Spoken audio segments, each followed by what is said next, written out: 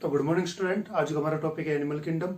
जैसे कि आप जानते हो कि एनिमल किंगडम जो है काफी बड़ा टॉपिक है, और तो इसकी वीडियो जो होती है वो पार्ट्स में बनाएंगे डिवाइड कर करके। तो चलिए आज का टॉपिक जो है स्टार्ट करते हैं। उससे पहले मैं आपको बता दूं कि अगर आप किसी एंट्रेंस वगैरह की तैयारी करो, जैसे नीट वगैरह की, तो ये टॉपिक्स में से काफी क्वेश्चन जो है वो नीट वगैरह में पूछे जाते हैं। तो इम्पोर्ट टॉपिक्स ये वीडियोस आपके लिए क्या है, काफी इंपॉर्टेंट हो सकती है। तो चलिए एनिमल किंगडम को स्टार्ट करते हैं। तो आपको बता देते हैं कि एनिमल किंगडम जो है वो किंगडम है जिसमें एनिमल्स को रखा जाता है। एनिमल्स हमारी अर्थ पे जो है काफी बड़ी मात्रा में प्रेजेंट है। सबसे बड़ा किंगडम जो है वो एनिमल किंगडम को ही माना जाता है। मगर एनिमल किंगडम्स को स्टडी करने के लिए इन्होंने इसको दो भागों में जो है डिवाइड कर दिया। एक भाग जो होता है इसका वो इन्वर्टिब्रेट्स कहलाता है, और जो दूसरा भाग होता है वो कहलाता है इसका वर्टिब्रेट। आप इसको कॉर्डेट्स और नॉन कोऑर्डिनेट्स के नाम से भी जानते हो। अब ये क्या होता है तो आपको बता देते हैं भाई, कोऑर्डिनेट्स और नॉन कोऑर्डिनेट क्या होता है। कि आपकी जो बॉडी है उसमें जो आपकी बॉडी वाल है और जो आपका डाइजेस्टिव सिस्टम है, इसके बीच में जो गैप प्रेजेंट है, यहाँ पे एक कॉर्ड प्रेजेंट होती है। अगर ये कॉर्ड्स एनिमल के अंदर प्रेजेंट है तो उसको हम कोऑर्डिनेट कहते हैं। अगर ये किसी एनिमल के अंदर नहीं प्रेजेंट है तो उसको इस कैटेगरी में रखा जाता है नॉन कोऑर्डिनेट्स में। तो उसे हम इन्वर्टिब्रेट्स भी कह देते हैं, और जिसमें कोऑर्डिनेट्स होती है उसको हम वर्टिब्रेट्स भी कह देते हैं। तो जो आपकी इन्वर्टिब्रेट्स है इसके अंदर काफी फाइलम्स जो है वो इसके अंदर आती है, जैसे कि पोरिफेरा होती है, सिलेंट्रेटा होती है, मोलस्कस होती है, आर्थ्रोपोडा होती है, एनालिडा होती है, और भी कई तरह की जो होती है फाइलम इसके अंदर आती है। इसी तरीके से जो आपका कोऑर्डिनेट्स है इसके अंदर जो होता है कॉन्ट्रिकोसाइट, ओस्टिकोसाइट, एम्फीबियंस, मैमल्स, रेप्टाइल्स जो है उसके अंदर आ जाते हैं। इन सभी चीजों को हम जो है डिटेल में बाद में स्टडी करेंगे। आपकी जो ये एनिमल किंगडम है ये काफी बड़ा टॉपिक है, तो इसको शॉर्ट बनाने के लिए आपको एक काम करना है। वो काम क्या है कि आपको इसके जो जर्नल करेक्टर्स होते हैं उनको अच्छी तरीके से समझ लेना है। उसके बाद आप देखेंगे कि आपका जो बड़ा सारा टॉपिक है वो क्या हो जाएगा, काफी छोटा हो जाएगा। तो चलिए पहले हम जो है हमारा प्राइमरी वर्क जो है कि journal character of the animals, इनको स्टडी कर लेते हैं। उसके बाद हम आपको बताएंगे कि किस तरीके से आप अपने बड़े सारे टॉपिक को सिर्फ 2 या 3 पेजेस में कन्वर्ट कर सकते हैं। तो चलिए जनरल कैरेक्टर्स ऑफ एनिमल जो है वो पढ़ लेते हैं। तो यहाँ पे देखिए ये जनरल कैरेक्टर्स जो है वो मैंने लिख लिए आपके लिए। तो पहला जनरल कैरेक्टर है वो समझते हैं क्या होता है। ये है पहला कैरेक्टर, उसे कहते हैं लेवल ऑफ ऑर्गेनाइजेशन, कि एनिमल्स जो होते हैं उसमें किस तरह का ऑर्गेनाइजेशन जो है प्रेजेंट है, किस लेवल का ऑर्गेनाइजेशन जो है वो प्रेजेंट है। जैसे कि आप देखेंगे कि कुछ एनिमल्स होते हैं, जैसे स्पंगस होती है, इसकी स्ट्रक्चर अगर मैं बना दूं तो ये इस तरीके की होती है स्ट्रक्चर। तो ये जो स्पंगस है, इस स्पंगस के अंदर ढेर सारे जो होते हैं वो सेल प्रेजेंट होते हैं।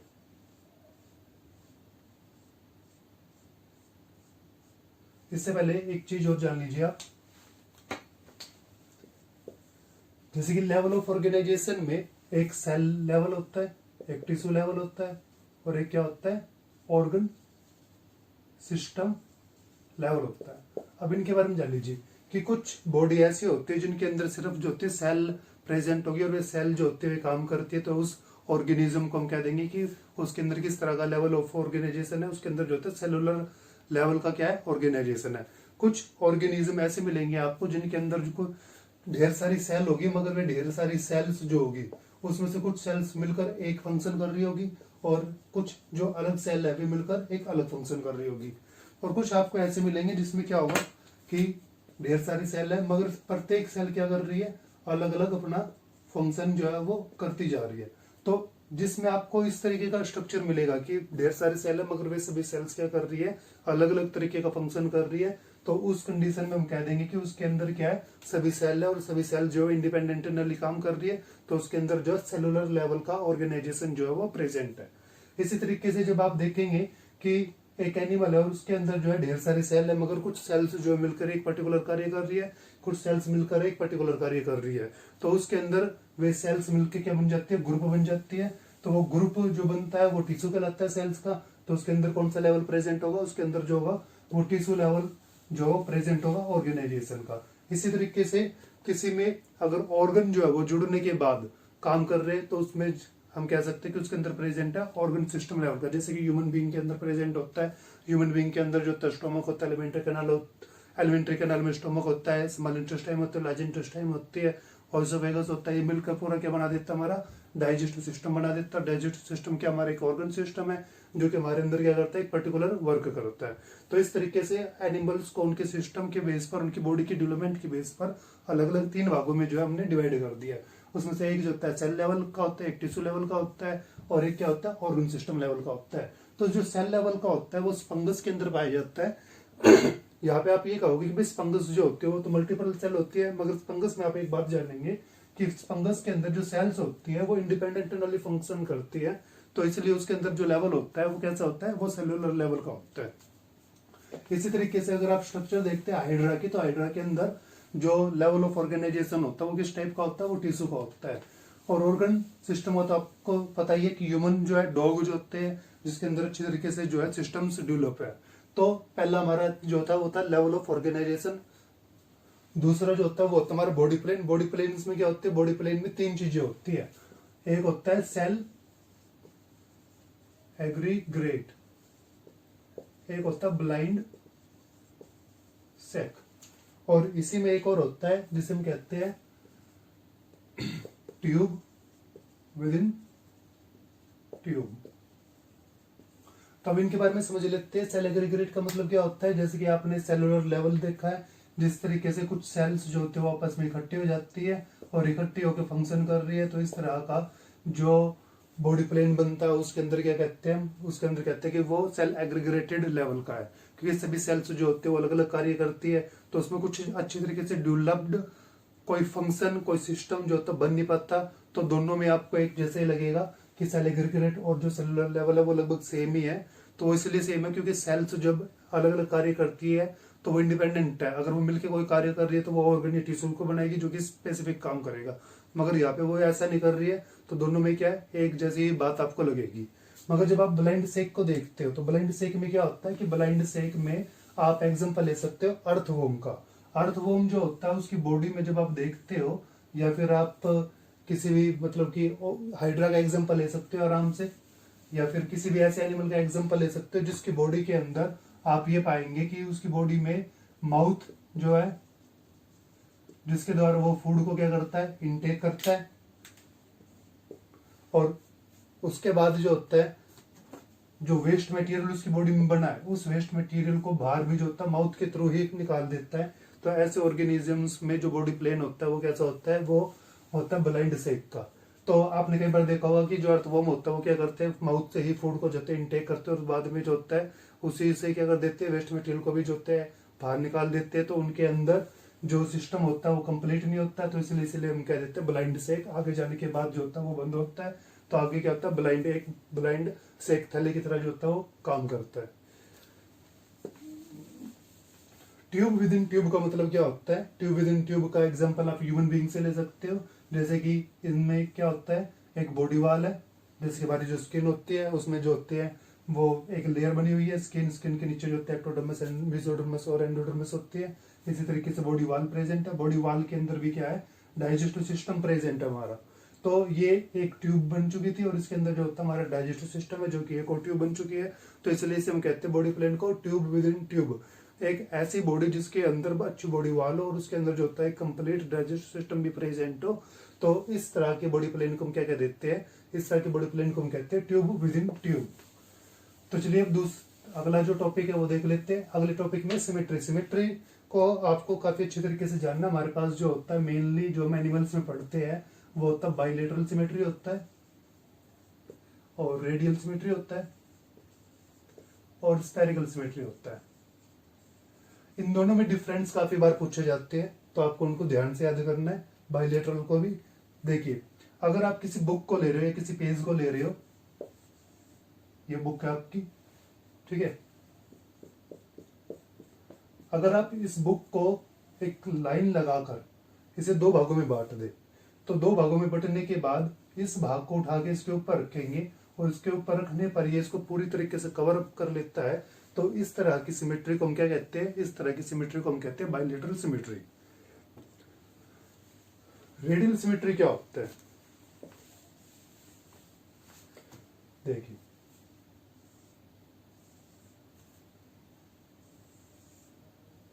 अगर आप किसी ऑर्गेनिज्म को देख रहे हो, जैसे कि यहाँ पे हम स्टारफिश बना लेते हैं, उसमें ज्यादा अच्छी तरीके से आप इसको समझ पाएंगे।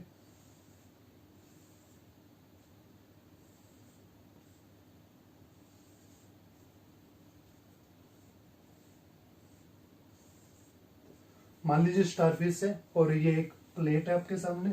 अगर आप लाइन लगाते हो और वो लाइन लगाने के बाद वो इसको इस तरीके से डिवाइड कर देता है, तो ये सिमेट्री जो बनती है वो होती है स्पेरिकल सिमेट्री। जैसे कि आपने पिज्जा पे भी देखी होगी, प्रत्येक जो हाफ होता है वो एक दूसरे के क्या रहता है, इक्वल रहता है।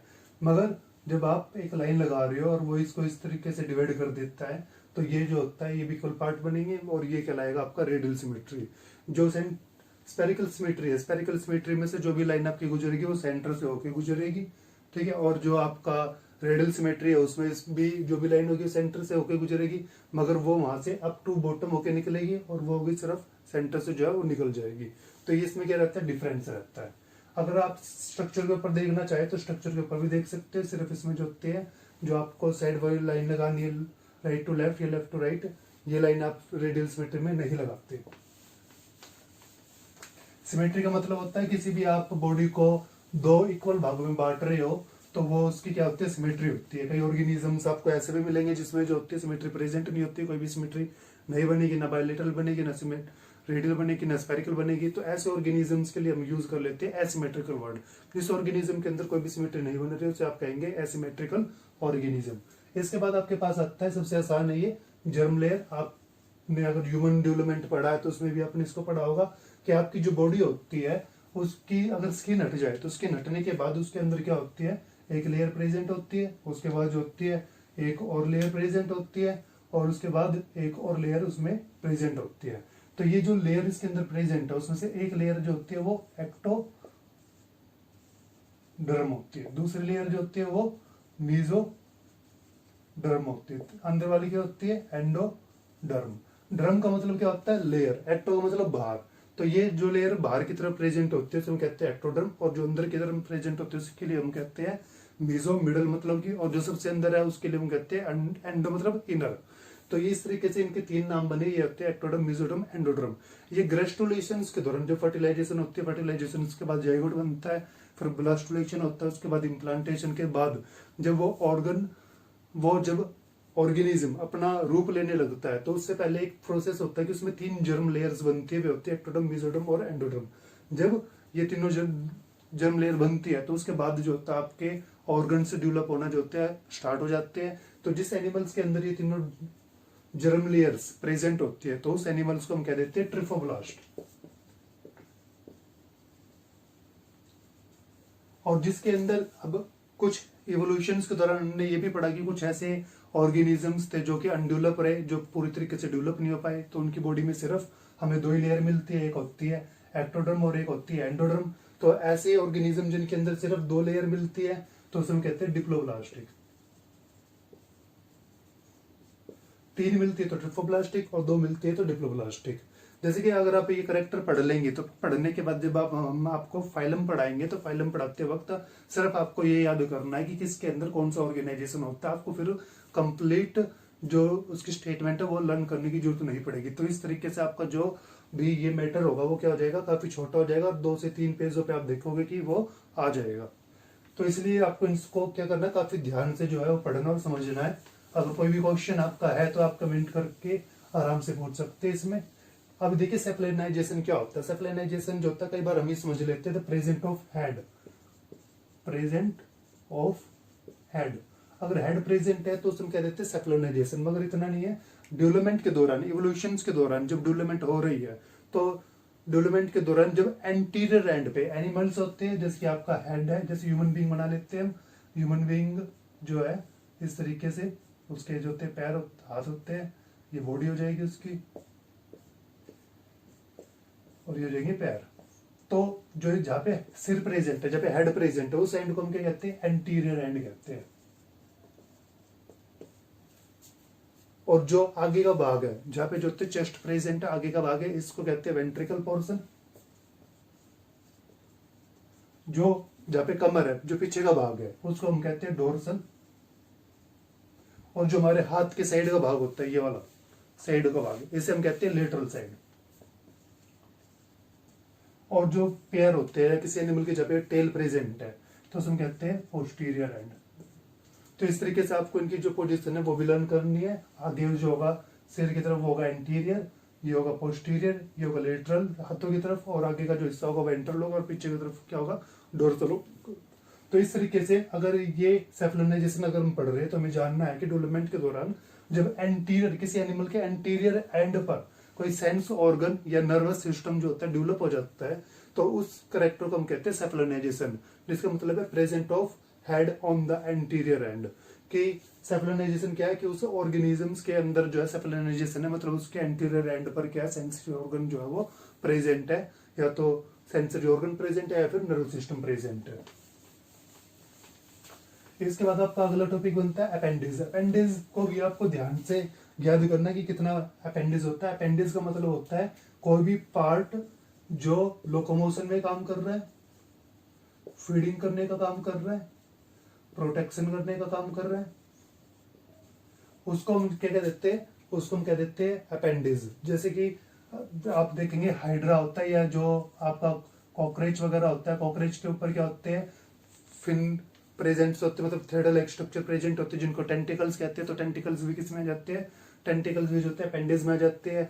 आप मॉस्किटो वगैरह को देखेंगे तो मॉस्किटो वगैरह में जो उसके हाथ पैर जो होते हैं उसको भी जो होते हैं अपेंडिज कह देते हैं। इसी तरीके से जो फिश होती है, फिश के ऊपर जो फिन्स प्रेजेंट होते हैं, कैडबल फिन्स वगैरह होते हैं, डोर्सल फिन होते हैं, ये भी जो होते हैं अपेंडिज में आ जाते हैं। इसी तरीके से मोलुस्कस है, मोलुस्कस जो होता है जैसे पाइला, पाइला के अंदर जो होते मस्कुलर स्ट्रक्चर्स प्रेजेंट होते हैं नीचे, तो उसको फीट कह देते हैं, तो वो भी अपेंडिज में आते हैं। तो इस तरीके से आप जान सकते हो अपेंडिज क्या है। अपेंडिज सिर्फ ये नहीं कि आर्थ्रोपोड्स पे जो हाथ पैर प्रेजेंट है उन्हीं को हम अपेंडिज कहते हैं। अपेंडिज कई चीजें होती है जो कि लोकोमोशन में, प्रोटेक्शन करने में या फीडिंग करने में जो होते हैं हेल्प करती है।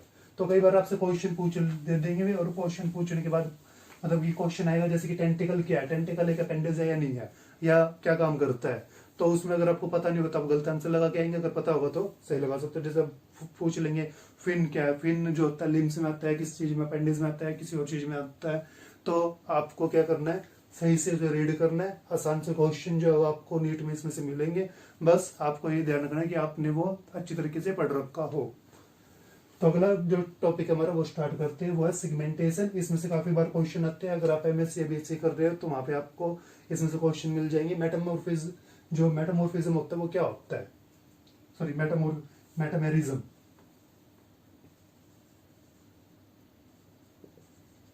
मेटामेरिज्म क्या होता है, मेटामेरिज्म के अंदर आप देखेंगे कि जैसे कि आप ईयर वॉर्म को ले सकते हो, कनकुजुरे को। ईयर वॉर्म के अंदर आप देखोगे कि इस तरीके से उसके क्या होते हैं, सिगमेंट प्रेजेंट होते हैं। आगे जो होता है उसका माउथ रहता है, और साइडों में क्या रहता है उसके हाथ रहते हैं, हाथ पैर जो भी होता है अपेंडिज। तो इसकी जो बॉडी आप देख रहे हो कि वो बॉडी क्या होती है, सिगमेंट में बटी हुई होती है। अगर किसी एनिमल्स के अंदर आप देख रहे हो कि उसकी बॉडी में सिगमेंट, और वे सिगमेंट जो होते हैं वो रिपीटेड एक के बाद एक के बाद एक के बाद एक के बाद आ रहे हैं, तो ऐसे करेक्टर को हम क्या कह देते हैं, सिगमेंटेशन कह देते हैं कि बॉडी जो उसकी वो सिगमेंटेड है। इसी के बाद जो होता है सेक्स आ जाता है। सेक्स में आपको जानना है कि भाई सेक्स क्या होता है। सेक्स में आप देखेंगे कई ऑर्गेनिज्म ऐसे होते हैं जिनके ऊपर, एनिमल में खासतौर पे, जिनकी बॉडी है उस बॉडी में एक ही सेक्स है, या तो मेल है वो, या फिर वो क्या है, वो फीमेल है। तो इनको हम कहते हैं यूनिसेक्सुअल। एक सेक्स है तो यूनिसेक्सुअल, ये आसान हो गया। मगर एक दूसरी टर्म होती है डायोसियस। तो वो डायोसिस क्या भी पूछ लेगा भाई डायोसिस क्या होता है, तो आपको याद रखना डायोसिस का मतलब क्या होता है, यूनिसेक्सुअल ही होता है। ऐसे ऑर्गेनिज्म जिनके अंदर क्या होते हैं, एक बॉडी के अंदर एक ही सेक्स प्रेजेंट है, जैसे कि ह्यूमन बीइंग। अगर किसी ऑर्गेनिज्म के अंदर आप ये देखोगे कि एक में दो सेक्स प्रेजेंट है, मेल और फीमेल, तो उसको हम क्या कहते हैं, उसको हम कहते हैं बाइसेक्सुअल, और वो हो जाता है मोनोसियस यहाँ पे। तो इन टर्म्स का आपको ध्यान रखना कि भाई यूनिसेक्सुअल का मतलब क्या होता है, बाइसेक्सुअल का क्या होता है, डायोसियस का मतलब क्या होता है, मोनोसियस का क्या होता है। कई ऑर्गेनिज्म आपको ऐसे भी मिलेंगे जिसके अंदर क्या होगा कि दोनों सेक्स ऑर्गन जो होंगे वो आगे पीछे ही प्रेजेंट होंगे। तो उसमें आप एक वर्ड और यूज कर लेते हो जिसे कहते हैं हर्मेफोर्डिट। हर्मेफोर्डिट ऐसे होते हैं जिसमें दोनों ऑर्गन प्रेजेंट होंगे, दोनों ऑर्गन जो फंक्शनिंग करेंगे, और तो ऐसे ही कैरेक्टर्स को हम कह देते हैं हर्मेफोर्डिट। इसके बाद होता है आपका बॉडी कैविटी। बॉडी कैविटी आपको ध्यान से और अच्छी तरीके से याद करना है कि बॉडी कैविटी क्या होता है, कि आपकी जो बॉडी है इस बॉडी में कैविटी प्रेजेंट होनी चाहिए, स्पेस प्रेजेंट होना चाहिए। तो जो आपका डाइजेस्टिव सिस्टम है इसको आपको छोड़ देना है। इसको छोड़ने के बाद जो इसमें स्पेस अगर प्रेजेंट है तो उसको हम कह देंगे बॉडी कैविटी प्रेजेंट है, मतलब वो क्या है, सिलोम है, स्पेस है। मतलब कि अगर उसमें वहां पे ब्लड वेसल वगैरह और कुछ स्पेस जो प्रेजेंट है वो कवर्ड है वहां पे, तो हम कह देंगे कि वो क्या है, एसिलोमेट है। जिसके अंदर बॉडी कैविटी प्रेजेंट नहीं होगी उस एनिमल्स को हम कहेंगे एसिलोमेट, और जिसके अंदर प्रेजेंट होगी उसको कहेंगे हम सिलोमेट। जिसके अंदर प्रेजेंट होगी उसे कहेंगे सिलोमेट, और जिसके अंदर प्रेजेंट नहीं होगी बॉडी कैविटी उसे कहेंगे हम एसिलोमेट। अब इसमें भी क्या होता है, कंडीशन प्रेजेंट होती है। सिलोमेट्स जो एनिमल होते हैं उनके अंदर ट्रू बॉडी कैविटी प्रेजेंट होती है और फॉल्स बॉडी कैविटी प्रेजेंट होती है। अब ये क्या होता है, तो ये जान लेते हैं। ट्रू जो है और जो फॉल्स है उसमें जो बॉडी आपकी और जो इसमें डाइजेस्टिव सिस्टम प्रेजेंट है, इसी तरीके से ये बॉडी और इसमें क्या ये डाइजेस्टिव सिस्टम है। तो ट्रू वाली में आप ये देखेंगे कि ट्रू वाली के अंदर जो ये बॉडी है ये एपिथेलियम सेल्स की बनी हुई है। इसमें भी किसकी बनी हुई है, एपिथेलियम्स की बनी हुई है। ये सेल्स जो है, ये बॉडी जो है कैविटी, इसमें जो लेयर बनी हुई है बॉडी वाल, ये किसकी बनी हुई है, एपिथेलियम सेल्स की। मगर अगर ये एपिथेलियम्स ड्राइव्ड हुए हैं मेसोडर्म से, ये मेसोडर्मल एपिथेलियम्स है, तो इसको हम कह देंगे ट्रू सिलोम। अगर ये एपिथेलियम मेसोडर्म से ड्राइव्ड नहीं हुए हैं तो ये क्या कहलाएगी, फॉल्स सिलोम जो है वो कहलाती है। तो इस तरीके से कई बार क्वेश्चन पूछ लेते हैं भाई फॉल्स सिलोम्स क्या होता है, सिलोमेट क्या होता है, तो आपको इसके बारे में क्या करना है, ध्यान रखना है। इसके बाद आ जाता है हमारा रेस्पिरेशन। रेस्पिरेशन में देखिए काफी चीजें आपको पढ़नी पड़ेगी इसमें, जैसे कि body surface, skin, Gill, lungs, trachea, book lung और बुक गिल। तो देखिए काफी एनिमल्स जो होते हैं वो अलग अलग तरीके से क्या करते हैं, सांस लेते हैं। तो उनके पास अलग अलग तरीके के जो होते हैं ऑर्गन होते हैं, सभी जो होते हैं ऑक्सीजन को इनटेक करते हैं, मगर उनके पास जो होते हैं उनका तरीका अलग अलग होता है। तो जिसके बेस पर अलग अलग तरीके के रेस्पिरेटरी सिस्टम्स जो बन जाते हैं। जैसे कि यह बॉडी सरफेस, ये हाइड्रा के अंदर प्रेजेंट होता है। बॉडी में जो सेल्स होते हैं वो क्या करते हैं, वो ऑक्सीजन को कैप्चर करने का काम करते हैं। इसी तरीके से स्किन होती है, मगर इसमें क्या होता है, आउटर होता है। जैसे कि वाल लिजर्ड में आप देखने को मिलेगा कि स्किन जो होती है, स्नेक्स जो होते हैं वे क्या करते हैं, अपनी स्किन पर पोर्स प्रेजेंट होते हैं, जिनसे जो होते हैं हम स्किन के से क्या करते हैं, रेस्पिरेशन करने का काम करते हैं। तो इसको हम एक नाम से और जानते हैं, होता है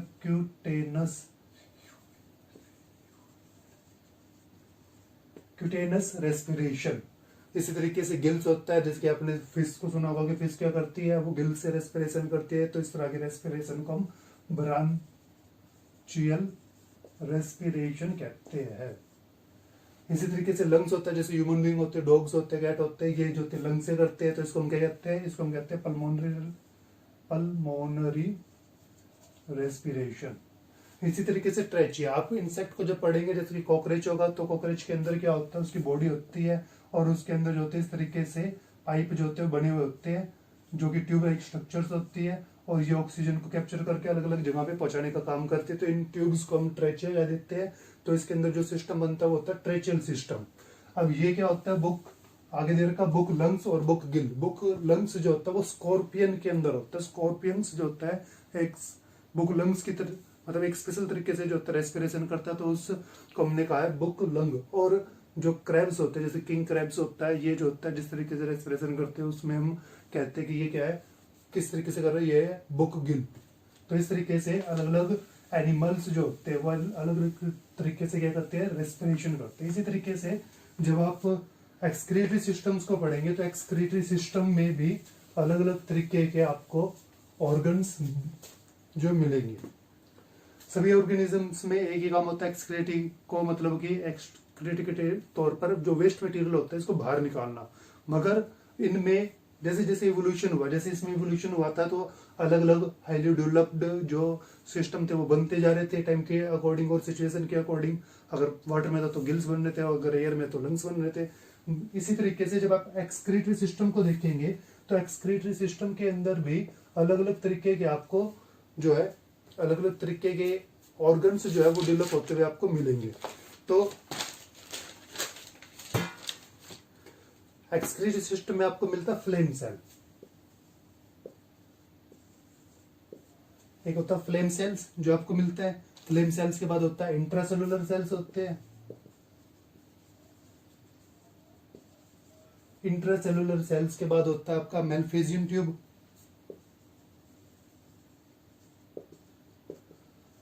एक नेफ्रिडिया भी होता है। मेलफेजियन ट्यूब के बाद आपको मिलता है मैक्सिलरी ग्लैंड, और इसके बाद आपको मिलता है कॉक्सल ग्लैंड, और कॉक्सल ग्लैंड के बाद आपको बनता है किडनी। तो अलग अलग ऑर्गेनिजम्स में जो होता है वो अलग अलग तरीके के क्या होते हैं, अलग अलग तरीके के जो सिस्टम्स है वो बने हुए। जैसे कि फ्लेम सेल्स, आप फ्लैट वॉर्म पढ़ रहे हो किसी का, तो फ्लैट वॉर्म्स के अंदर आपको क्या मिलेगा, फ्लैट वॉर्म्स के अंदर जो आपको एक्सक्रीटरी करते हुए चीज मिलेगी वे होगी फ्लेम सेल्स। इंट्रासेलुलर जो होता है ये राउंड वॉर्म के अंदर मिलता है आपको। जो राउंड वॉर्म हो गए उनके अंदर जिस तरीके से एक्सक्रीशन होता है उसको करने वाले जो स्पेशलिस्ट सेल हो गए उनको हम इंट्रासेलुलर सेल्स के नाम से जानते हैं। नेफ्रिडिया जो होता है वो एनिलिडा के अंदर होता है। इसी तरीके से मेलफेजियन ट्यूब जो होता है वो इंसेक्ट्स के अंदर आ जाता है। मैक्सिलरी और कॉक्सल ग्लैंड जो होते हैं ये आपको मिलेंगे जो स्किन से सांस लेते हैं क्रोटेनियस के अंदर, और इसी तरीके से कॉक्सल ग्लैंड जो होते हैं ये मिलते हैं आपको अर्केंडियस से। और किडनी का आप जानते हैं ह्यूमन हो गया, डॉग हो गया, कैट हो गया, ये सभी एग्जांपल जो है इसके है। तो इवोल्यूशन के दौरान जैसे जैसे इवोल्यूशन होता रहा तो अलग अलग तरह के जो सिस्टम्स है वो उनके अंदर डेवलप होते रहे। तो आपसे ये पूछेंगे वो क्वेश्चन में कि भाई मेलफेजियन ट्यूब जो होते हैं वो किसके अंदर प्रेजेंट होती है, 4 ऑप्शन दे देंगे आपको याद रखना भाई वो किसके अंदर होती है। इंसेक्ट के अंदर होती है, नेफ्रिडिया के अंदर होती है, वो नीलिडा के अंदर होती है, किडनी किसके अंदर होती है।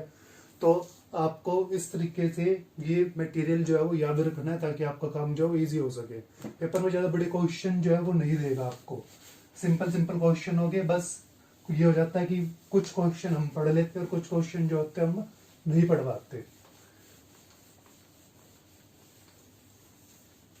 इसके बाद जो करेक्टर हमारे बचते हैं उसमें आ जाता है आपका सर्कुलेशन होता है, डाइजेस्टिव सिस्टम होता है।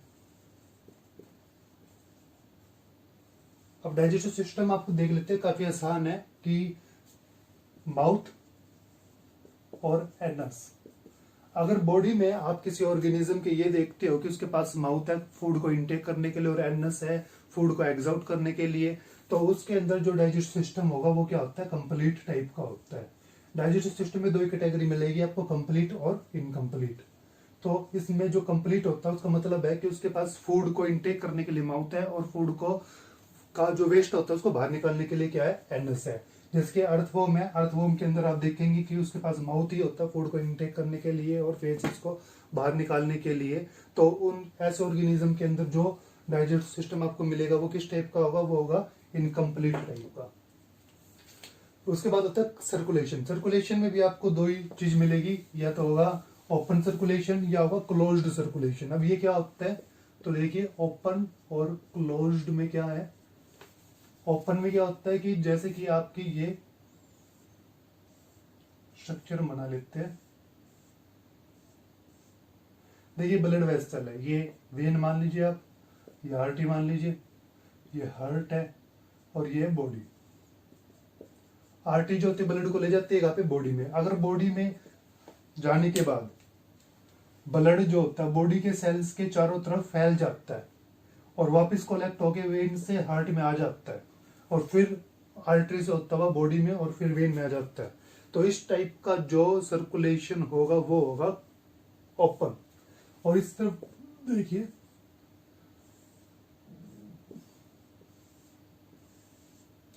अगर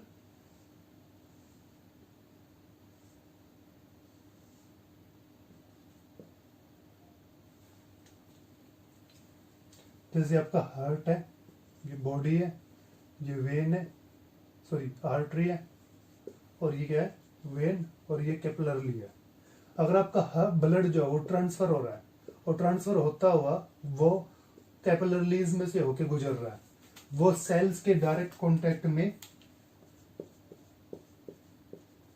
नहीं आ रहा है, और वो ट्यूब्स में से ही होके निकल रहा है, चाहे वो कैपिलरी हो, तो इस तरह का जो ब्लड होगा वो कभी भी सेल्स के डायरेक्ट कांटेक्ट में नहीं आएगा, वो हमेशा एक बंद ट्यूब के अंदर ही ट्रेवल करता रहेगा। तो इस तरह के सर्कुलेशन को हम क्या कह देंगे, क्लोज्ड कह देंगे। और इस तरह की सर्कुलेशन को जहाँ पे ब्लड जो होता है वो डायरेक्ट कांटेक्ट में आ जाता है, तो इसको हम क्या देंगे, ओपन। ये जो होता है कॉकरोच जो होते हैं उनके अंदर प्रेजेंट होता है, जैसे कि आप जानते हो ये ह्यूमन बीइंग के अंदर प्रेजेंट होता है, क्योंकि हमारे पास जो है वो आर्टरी और वेन के साथ जो होती है कैपिलरी भी प्रेजेंट होती है।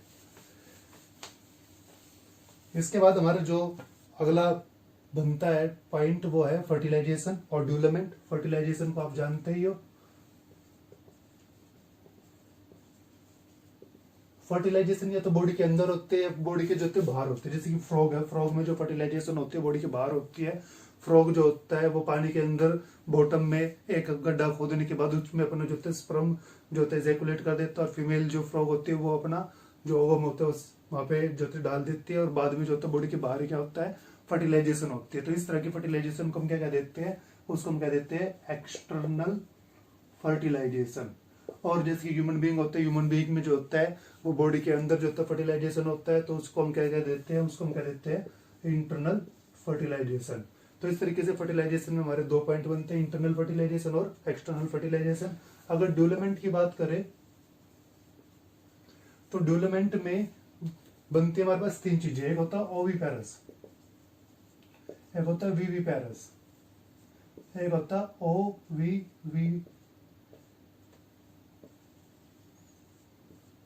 एक होता है ओविपेरस। ओविपेरस के ओ से आप याद रख सकते हो ये क्या बनाते हैं, एग।